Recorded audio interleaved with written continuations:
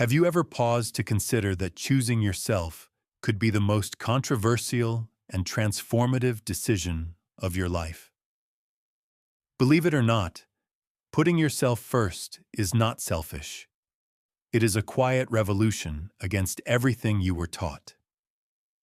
Imagine the immediate reward: freedom, authenticity, and a life that finally makes sense. But be aware, this decision will challenge deeply rooted beliefs and disturb those who once benefited from your constant compliance. Are you ready to discover what happens when you stop living for others and begin living for yourself? Stay with me until the end of this video, because today I will show you what truly happens when you start prioritizing yourself. And I promise that by the time we finish, you will never look at your relationships the same way again. At some point in everyone's life, an unavoidable choice appears. Continue living according to other people's expectations, or finally decide to put yourself first. For many people, this moment does not arrive gently. It often appears wrapped in crisis, built-up frustration, and the uncomfortable realization that years were spent trying to live up to standards that were never truly your own. Choosing yourself is not an act of selfishness, even though many people may try to convince you otherwise. In reality, it is a sign of emotional maturity. It is the moment when you understand that the only validation that truly matters comes from within. However, this decision carries a price, and that is why so many people hesitate to make it. At first, the change may appear simple. You decide to stop saying yes to commitments that do not make sense. You begin setting boundaries and start focusing on what truly matters. But soon, resistance appears. Those who once benefited from your constant agreement begin to question you. Why have you changed? What's going on with you? You seem so different now. The truth is, the problem was never your change. The real issue is that your new attitude no longer benefits them. Carl Jung described this phase as the beginning of individuation, the process of awakening to who you truly are, free from social masks. For years, you wore a carefully constructed persona in order to be accepted and loved. Now, as those layers slowly fall away, you begin to see a version of yourself that had been hidden all along. But this discovery is not always comfortable. For a while, doubt may start to appear. You might ask yourself, am I going too far? Am I becoming selfish? These thoughts are simply echoes of old social programming that taught you it was wrong to put yourself first. But think about it for a moment. Why should taking care of yourself be considered a mistake? Why is prioritizing your well-being often viewed as an act of rebellion? The answer is simple. The world became accustomed to seeing you as a resource, someone always available, always ready to meet external demands without hesitation. When you begin choosing yourself, that dynamic changes, and not everyone is comfortable with that shift. This is where the real challenge begins. Staying firm in your decision to prioritize yourself requires strength. It means accepting the possibility of losing certain connections and re-examining everything that was built on the need for approval.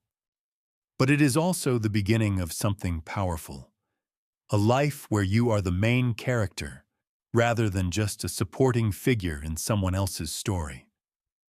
The transformation has only just started.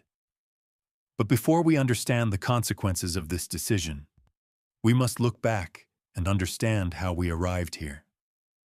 After all, what made us believe that our happiness should always come second? Why do so many people move through life slowly erasing themselves just to satisfy others?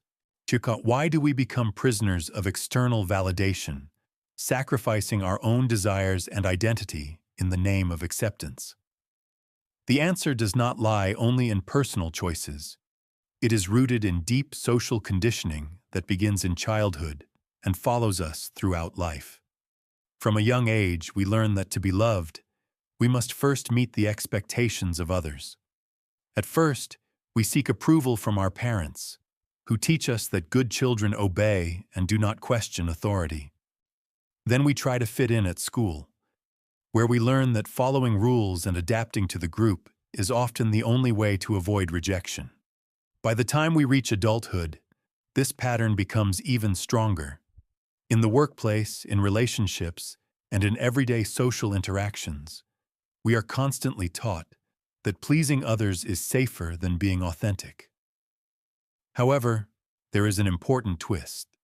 Some thinkers argue that this adaptation process begins too early and eventually takes away something essential: our individuality. Friedrich Nietzsche, one of the strongest critics of conformist society, expressed it clearly. He argued that the individual was forced to become predictable, regular, and necessary so that a stable and calculable society could exist. What did Nietzsche mean by this? Simply put, society does not truly want authentic individuals. It prefers predictable and controllable people. From childhood, we are shaped to follow rules rather than develop independent thinking. This strong need for acceptance shapes what Carl Jung called the persona. In Jung's psychology, the persona is the mask we wear to present ourselves to the world, adjusting our behavior in order to be accepted by others. The persona itself is not inherently negative. In fact, it is necessary for social interaction. The problem begins when we become so deeply identified with this mask that we forget who we really are. Many people spend their entire lives confusing their persona with their true identity. They live to satisfy external expectations, quietly accumulate frustration, and avoid any behavior that might trigger disapproval. The fear of judgment or rejection keeps them trapped in roles that were never truly theirs. The dedicated professional who never says no. The always available friend. The partner who sacrifices personal dreams just to maintain the relationship. The trap within this cycle is that it never truly ends. The more you give, the more people expect from you. And ironically, the more you try to please everyone, the less genuine recognition you receive. Because deep down, people who erase themselves to gain acceptance are rarely truly valued. They are often taken for granted, seen simply as someone who will always be there, no matter how overwhelmed they may feel inside. This social conditioning creates a dangerous paradox. The more you sacrifice for others, the further you move away from yourself. That is why so many people eventually feel lost, unsure of what they truly want from life. They spent so much time becoming what others expected that they forgot who they really were. Jean-Paul Sartre, one of France's most influential philosophers, described this reality in a brutally honest way. He said that human beings are condemned to be free, because once we are thrown into the world, we become responsible for everything we do. At first, this idea may sound contradictory, but Sartre reminds us of something essential. We are the only ones responsible for our own existence. The problem is that most of the time we avoid that responsibility. It feels easier to follow a pre-written script, obey social norms, and walk along a predictable path. Choosing yourself requires a level of awareness and courage that many people avoid, because it means taking full responsibility for your own life. So what happens when someone finally decides to break free from that cycle? The first impact is often shock. People around you notice the change, and their reaction may be discomfort. After all, if you were always available and always adapting to avoid conflict, your new behavior might suddenly be labeled as selfish or wrong. But there is nothing wrong with this transformation. The real problem is that your new position unsettles those who were used to seeing you as someone without boundaries. And then comes the important question. If choosing yourself means breaking free from this social programming, how do you navigate that transition? Life can follow a predictable script for many years. You become used to your routines, maintain relationships, and accept certain responsibilities without questioning them. But eventually, something begins to shift. Small irritations become more noticeable. Empty conversations start to feel increasingly superficial. Commitments that once seemed manageable begin to feel heavy. That quiet feeling that something is not quite right slowly begins to grow. This is the moment of awakening. For some people, it arrives suddenly, through emotional crisis, deep disappointment, or mental exhaustion. For others, it appears gradually, through a persistent discomfort that grows stronger over time. Either way, once that moment arrives, there is no real turning back. And this is when the first internal resistance appears. Your mind begins trying to justify the dissatisfaction with thoughts such as, maybe I'm overreacting. I can't just abandon everything now. Things aren't perfect, but at least they are safe. These are not just excuses, so they are clear signs that the persona is trying to maintain control. Questioning your life threatens that structure, and the first instinct is always to resist change. But here is the reality. Once you see the truth, it cannot be unseen. You may try to convince yourself that everything is fine, but deep down, you already know that it is not. The greatest obstacle at this stage is guilt. When you begin putting yourself first, the weight of years of conditioning suddenly appears. Saying no starts to feel wrong. Prioritizing your well-being sounds selfish, and the desire for change collides directly with the fear of disappointing others. But that guilt is not truly real. It is largely a social construct designed to keep people in predictable roles. Carl Jung explained that much of our psyche is shaped by unconscious influences inherited from culture, which teach us to believe that our value exists only when we are serving others. Choosing yourself challenges this belief, and that naturally creates discomfort, along with the inevitable confrontation with what Jung called the shadow. Jung described the shadow as the hidden part of our psyche that contains everything we have suppressed. When awakening begins, the shadow often rises with full intensity. It brings doubts, insecurities, and sometimes even identity crises. Yet ignoring it only extends the suffering. The only genuine path toward transformation is to face it directly. Many people, when confronted with this inner impact, choose to step back.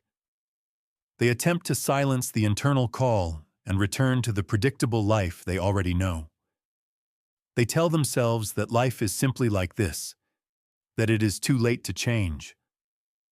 But that decision carries its own cost, a quiet and lasting suffering that can continue for years. For those who decide to move forward, a powerful and transformative journey begins. The first stage of that journey involves redefining your priorities. You begin questioning everything. What actually makes me happy? Who am I when I am not trying to satisfy anyone else? Which actions come from obligation and which come from genuine desire? These questions may appear simple, but their answers are often uncomfortable. They reveal how many choices were driven by fear, how many dreams were abandoned to avoid judgment, and how many relationships were maintained simply because they were convenient. Awakening does not produce instant transformation.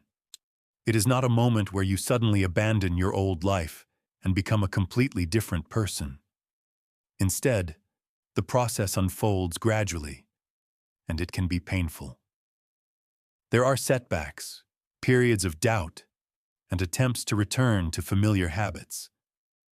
But once the truth becomes visible, it becomes impossible to keep living in ignorance. From that point forward, your relationships with others begin to change. Some people recognize your transformation and support your development. Others, however, you may feel threatened. When someone begins prioritizing themselves, those who were accustomed to their constant compliance may react negatively.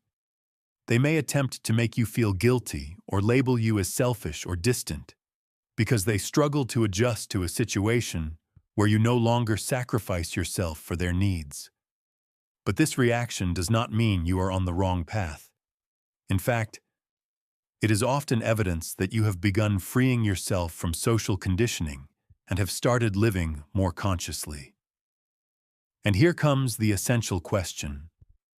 Will you surrender to the pressure and return to who you once were, or will you continue moving forward, aware that this path requires sacrifice? Awakening to your personal truth frequently leads to periods of solitude. The moment you decide to prioritize yourself, break old patterns, and free yourself from external expectations, something begins to change. Some people slowly drift away. Others question your transformation. Suddenly, you may find yourself more alone than before. However, this solitude is not a punishment. It is a gateway. Carl Jung viewed solitude as a necessary stage in the process of individuation.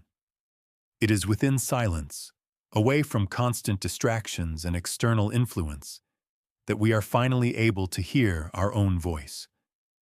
For many years, our decisions were shaped by others. What to wear, what to say, what opinions to hold, even which dreams to pursue. But when we step away from the surrounding noise, we gain the opportunity to understand who we truly are. At first, this stage can feel painful. Solitude forces you to confront yourself without masks, distractions, or excuses. The space that was once filled with superficial conversations, social duties, and unnecessary commitments may suddenly feel empty. And that emptiness can feel intimidating. Society often treats solitude as a problem. We are taught to believe that being alone is a sign of failure. From childhood, we are encouraged to remain constantly surrounded by others. If someone chooses to spend time alone, people often ask if something is wrong, as if constant company were the only valid way to exist. But this perspective is misleading. Solitude is not the same as isolation. It does not mean rejection or abandonment. Instead, it creates a valuable space for reconstruction, a time of realignment where you distance yourself from external voices and learn to trust your own judgment. Many people avoid this stage because they fear what they might discover when distractions disappear. When everything external is removed, only you and your truth remain, and that truth can sometimes be uncomfortable. In solitude, old emotional wounds can resurface, suppressed fears may appear. Questions that were ignored for years begin demanding answers. This becomes a critical turning point. Either you confront your shadows or you once again escape into distractions. Jung once wrote that loneliness does not arise from having no people around, but from being unable to communicate the things that truly matter to you. In other words, real loneliness is not about the absence of people. It is about the absence of genuine connection. How many times have you felt alone even when surrounded by others? This happens because many interactions remain superficial, guided more by social conventions than by real understanding. When you enter solitude, you start to recognize which relationships were authentic and which existed only because you were playing a particular role. At that moment, a natural detachment begins to develop. You understand that you no longer require others' approval to confirm your worth. This internal shift can be liberating, but it may also bring pain. Many people experience what can be described as social grief, the realization that certain relationships were never as meaningful as they once seemed. Yet hidden within that grief is an unexpected benefit. It creates space for new relationships built on authenticity. When approached correctly, solitude does more than free you. It strengthens you. Many great thinkers throughout history experienced periods of isolation before reaching profound insights. Nietzsche, Jung, Tolstoy, Buddha, and Jesus all recognized that deep self-knowledge often requires distance from the external world.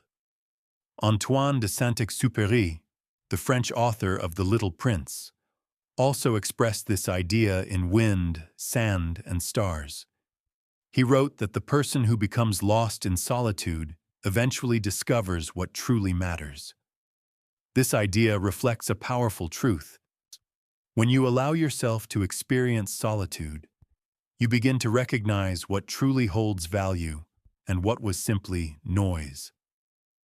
Many of your past worries reveal themselves as reflections of other people's expectations rather than your own desires. However, an important balance must be maintained. Solitude should support growth, not serve as an escape from the world. Some individuals, after experiencing the clarity of solitude, begin withdrawing completely from human interaction. Soon, they isolate themselves not to grow stronger, but to protect themselves from the difficulties of relationships. This can become dangerous because extreme isolation may lead to emotional disconnection and withdrawal from life. The real key is balance. Solitude should function as a space for rebuilding, not as a permanent refuge. It should strengthen your identity rather than create barriers between you and others. When used wisely, solitude becomes a powerful tool. It teaches you how to feel complete without relying on external validation. It brings clarity to your decisions and prepares you to interact with the world in a more authentic and conscious way. But what happens after this stage? Often the first sign of change does not come from you, it comes from others. The moment you begin choosing yourself, the world reacts. And that reaction rarely appears as admiration or applause. More often, the response to your awakening is resistance. At first, the reaction may be subtle, a curious look or a comment that you seem different. But over time, the feedback becomes more direct. People may say things like, "You're not the same anymore. What happened to you? You've changed." And in truth, you have changed. But the real issue is not your transformation. The issue is that your change forces others to confront why they have not changed themselves. Human beings naturally cling to familiar patterns. See, we build emotional routines and relationships based on predictable roles. Every social group has its assigned characters: the listener, the helper, the self-sacrificing one, the person who never complains. But when someone steps outside of their assigned role, the entire dynamic begins to shift. That is exactly what happens when you begin prioritizing yourself. Those who once saw you as the dependable one, the person always available and always ready to help, now face a different version of you. A version that sets boundaries. A version that says no. A version that refuses roles once accepted without hesitation. And this change can make people uncomfortable. Not necessarily because they wish you harm, but because the previous dynamic served them well. Some individuals will quietly distance themselves. Others may attempt to pull you back into your previous role. But there is also a third group, often the most difficult to face. Those who interpret your growth as a personal attack. They might say that you have become selfish, distant, or cold, and that you now think only about yourself. Yet what they truly mean is that they preferred the version of you that placed their needs above your own. Some may even mock your journey, describing you as overly spiritual, overly individualistic, or too radical. Behind that mockery often lies fear, the fear that if your path is correct, they may have to admit they were mistaken all along. Then there are those who say nothing at all, but whose resentment can still be felt. These reactions are often the most subtle: a change in tone, emotional distance, or conversations that no longer flow as easily as before. In many ways, you become a reminder of something they wish they had the courage to do themselves.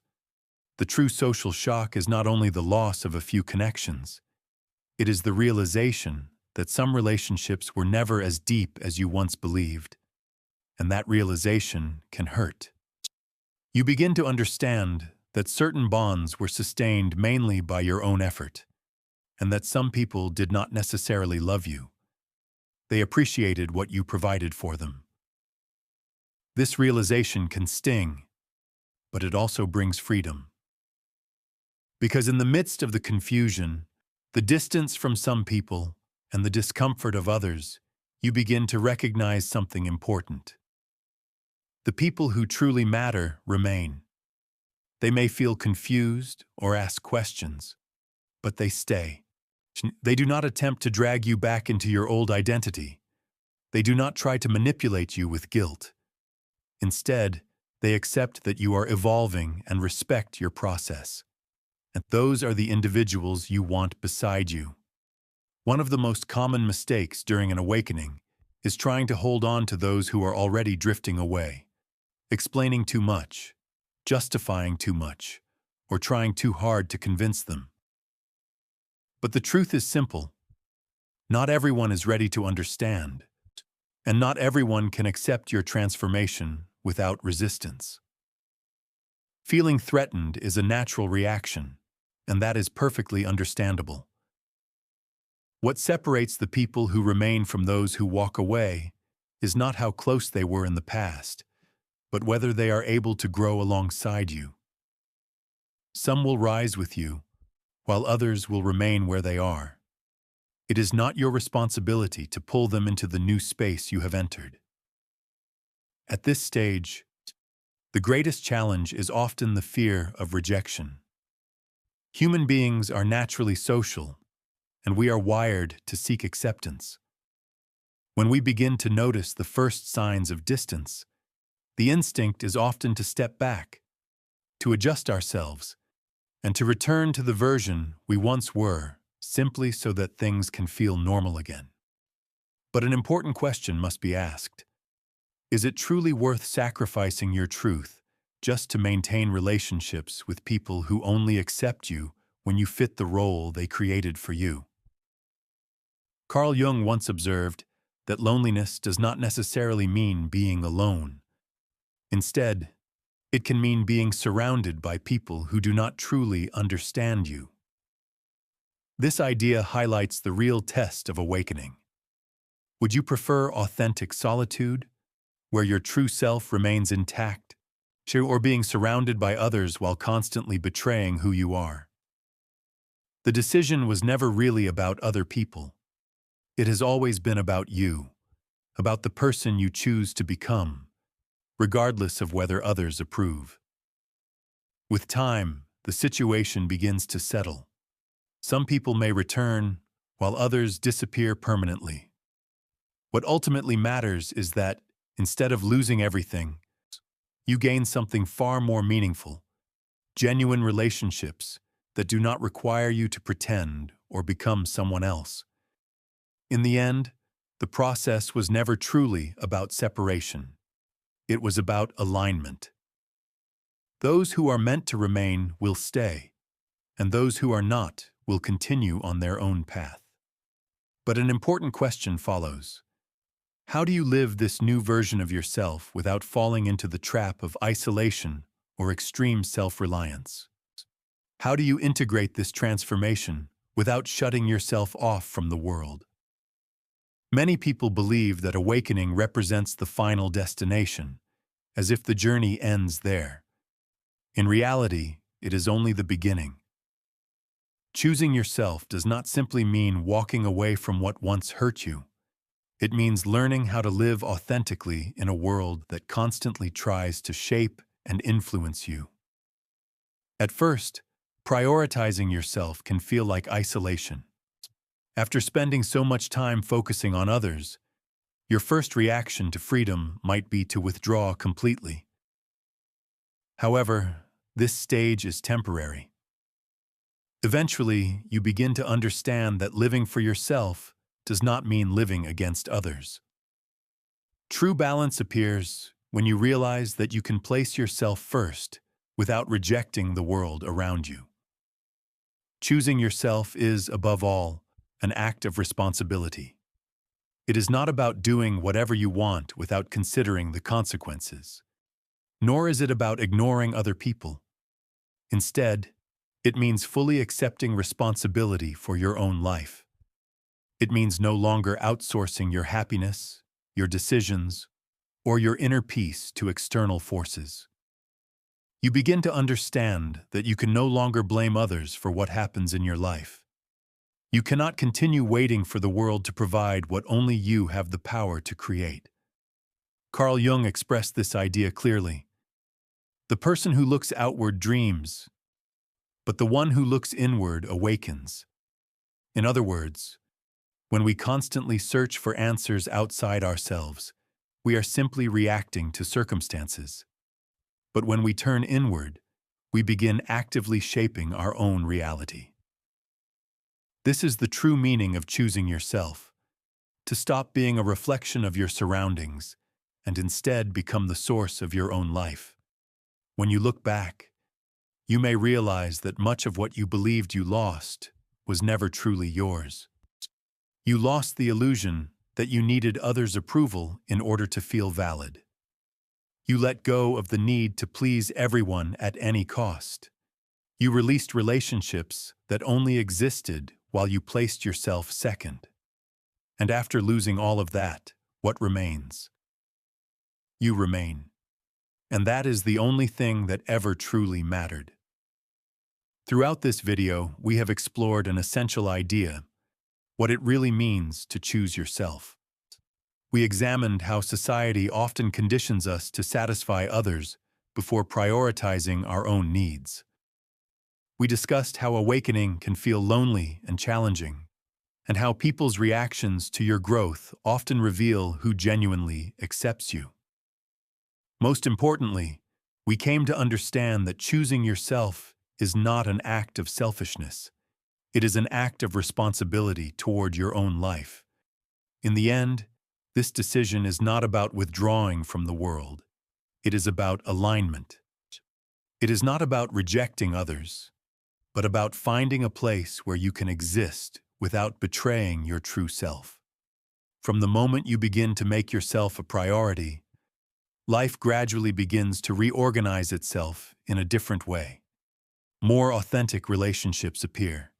Inner peace becomes stronger, and the need for external validation slowly loses its influence. So now let me ask you something. Are you ready to apply this idea in your own life? The process may not always be easy, but its impact can be deeply transformative. Choosing yourself is one of the most important decisions you can make, because once you do, many other aspects of life begin to fall into place. If this video offered you meaningful insights, consider subscribing to the channel and turning on notifications so you can continue exploring topics like this, ideas that may help you grow and transform your life. And I would also like to know who stayed until the end. Write in the comments below. I choose myself. This will show your commitment to this personal transformation. I will see you in the next video.